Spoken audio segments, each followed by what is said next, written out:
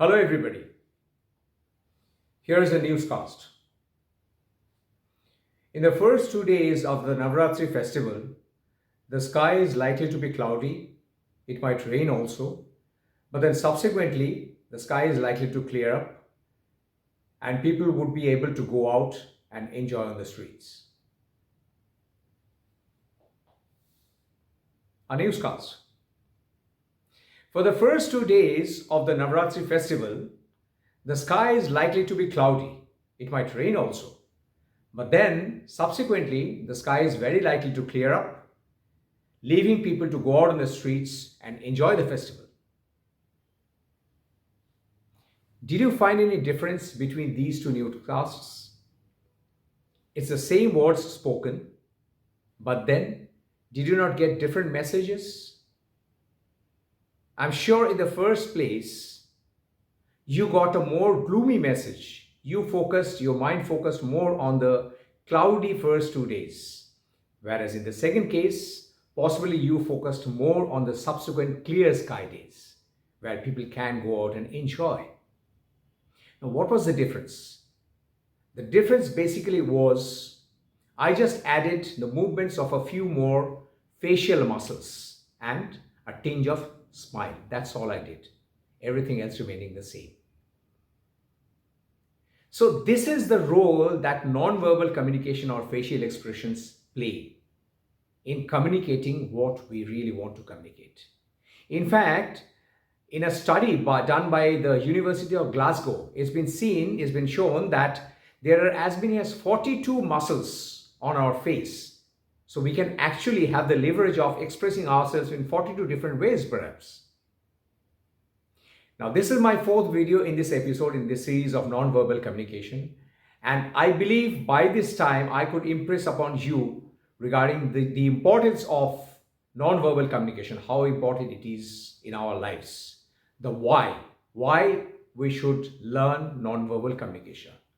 Now, let's come to the how. How can we make ourselves equipped and expert in understanding and expressing ourselves through our non-verbal communication? Because the facial expression, for example, is such a thing which happens totally unwillingly, without our control. Like, for example, if you are in a room, let's say, for example, you are entering a hotel room invited by your friends and all, and then as soon as you enter the room, suddenly all the lights open up, and then people start shouting happy birthday to you. They are wishing you birthday on your happy birthday. So obviously, the natural expression that will come to your face is an expression of joy and happiness. Your eyebrows will go up. You'll have a tinge of smile. Your eyes will start smiling. That comes naturally. You can't control that, right? Now tell me something. How many times has it happened that you misinterpreted somebody's message or even somebody's email? Or maybe on the other hand, somebody else misinterpreted the message or the email that you have sent across to them. Why does it happen? Basically because we cannot communicate ourselves fully unless we are visible.